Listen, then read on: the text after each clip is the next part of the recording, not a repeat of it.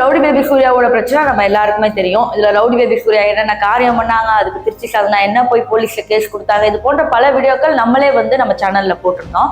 இப்போ திருச்சி சாதனா என்ன சொல்லியிருக்காங்களா, உன்னையெல்லாம் ஏன் மன்னிச்சு விட்டேனே தெரியல அப்படிங்கிற மாதிரி ஒரு வீடியோ போட்டிருக்காங்க. அதாவது இந்த கேஸை நெக்ஸ்ட் லெவலுக்கு எடுத்துட்டு போவாங்க போல. இப்போ அப்படிதான் போயிட்டு இருக்கு. ஸோ திருச்சி சாதனா தன்னோட வீடியோல என்ன சொன்னாங்க அப்படிங்கிறது இந்த வீடியோல பார்ப்போம். இதையும் தாண்டி சிக்காலாம் என்ன வேலை பார்த்துருக்காரு அப்படிங்கிறது இந்த வீடியோல உங்களுக்கு தெளிவாக தெரிய வரும். ஸோ வாங்க வீடியோக்குள்ள போகலாம். ரவுடி பேபிக்கும் திருச்சி சாதனா சூர்யாவுக்கும் நிறைய பிரச்சனைகள் நடந்தது அப்படிங்கிறத நம்ம பார்த்தோம். இதுல பாத்தீங்கன்னா பையன் கேட்கறேன் பொண்ணை கேட்கறேன்னு சொல்லி அது ஒரு சைல்டு மேரேஜ்ல போய் முடிஞ்சு அது கேஸ் ஆகி இந்த மாதிரி நிறைய விஷயங்கள் நம்ம பார்த்தோம்.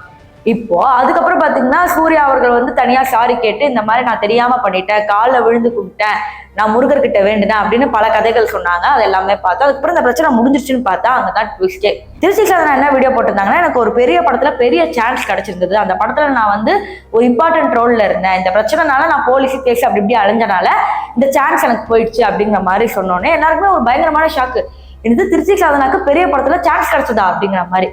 சரி, இந்த பிரச்சனை அதோட விட்டு போச்சுன்னு பார்த்தா இப்ப புதுசா என்ன வீடியோ போட்டிருக்காங்கன்னா, இந்த மாதிரி சிக்கா என்ன சொல்றாருன்னா, அவர் மூலியமா தான் நான் வளர்ந்துருக்கேன் அப்படிங்கிற மாதிரி சொல்றாரு. நான் அப்பத்துல இருந்தே ட்ரெண்டிங், என்கிட்ட millions of followers, millions of viewers இருக்காங்க, நீ எல்லாம் வளர்த்து விட்டு தான் நான் வளர்ந்துக்கிறேனா அப்படிங்கிற மாதிரி திருச்சி சாதனா பேசியிருக்காங்க. அப்புறம் தான் போய் சிக்கா வீடியோ பார்த்தா தெரியுது, இவங்க திருச்சி சாதனாவை பத்தி அவதூறா பேசுறதை தாண்டி இந்த மாதிரி அவ என்னாலதான் வளர்ந்தா, என்ன அண்ணன்னு சொல்லி வளர்ந்தா அப்படிங்கிற மாதிரி. ஆக்சுவலி இவரே ரவுடி பேபி சூர்யா இல்லைன்னா இவரை யாருன்னே தெரிஞ்சிருக்காது.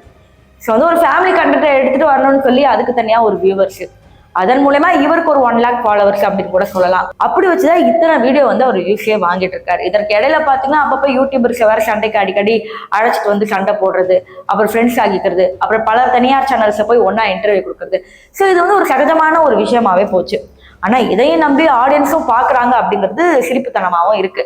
ஸோ இந்த மாதிரி பிரச்சனைகள் மற்றும் இந்த மாதிரி இன்ஃப்ளூயன்சர்ஸ்லாம் பார்க்கும்போது உங்க மனசுல என்ன தோணுது அப்படிங்கறத மறக்காம கமெண்ட் செக்ஷன்ல சொல்லுங்க.